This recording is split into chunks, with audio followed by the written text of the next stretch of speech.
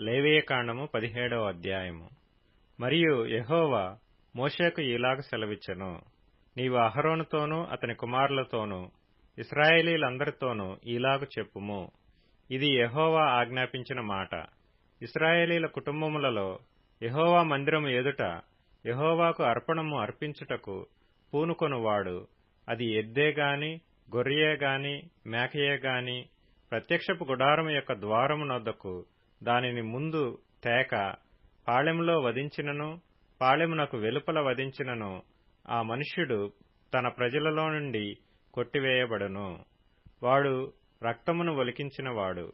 ఇశ్రాయేలీయులు బయట వధించుచున్న బలి పశువులను ఇక బయట వధింపక యెహోవా పేరట ప్రత్యక్షపు గుడారము యొక్క ద్వారమునకే తీసుకొని వచ్చి సమాధాన బలిగా అర్పించునట్లు ఆ మనుష్యుడు జనులలో నుండి కొట్టివేయబడవలెను.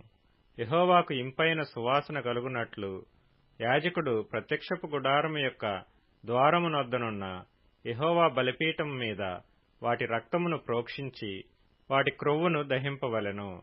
వారు వ్యభిచారులై అనుసరించుచూ వచ్చిన దయ్యముల పేరట వధించినట్లు ఇక మీదట తమ బలి పశువులను వధింపరాదు.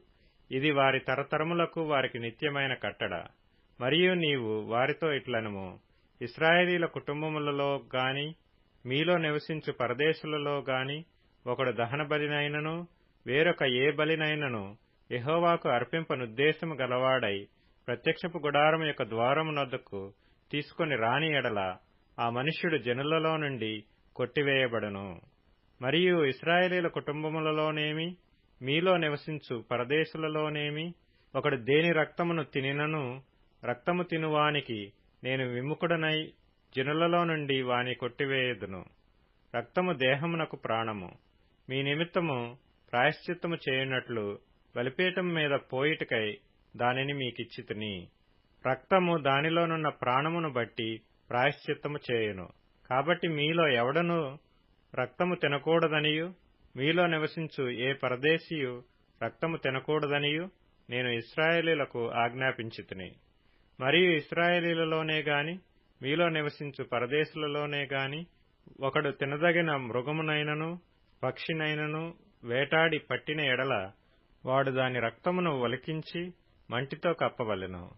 ఏలయనగా అది సమస్త దేహములకు ప్రాణాధారము. దాని రక్తము దాని ప్రాణమునకు ఆధారము. కాబట్టి మీరు ఏ దేహ రక్తమును తినకూడదు. వాటి రక్తము సర్వదేహములకు ప్రాణాధారము. దానిని తిను ప్రతివాడు మరణశిక్ష నుందునని నేను ఇశ్రాయేలీయులకు ఆజ్ఞాపించితిని. మరియు కళేబరమునైనను చీల్చబడిన దానినైనను తిను ప్రతివాడు దేశమందు పుట్టినవాడేమి పరదేశి ఏమి వాడు తన బట్టలను ఉదుకుకొని నీళ్లతో దేహమును కడుగుకొని సాయంకాలం వరకు అపవిత్రుడగును. తరువాత పవిత్రుడగును. అయితే వాడు వాటిని ఉదుకుకొనకయు తన దేహమును కడుగుకొనకయు ఉండిన ఎడల వాడు తన దోషశిక్షను భరించును.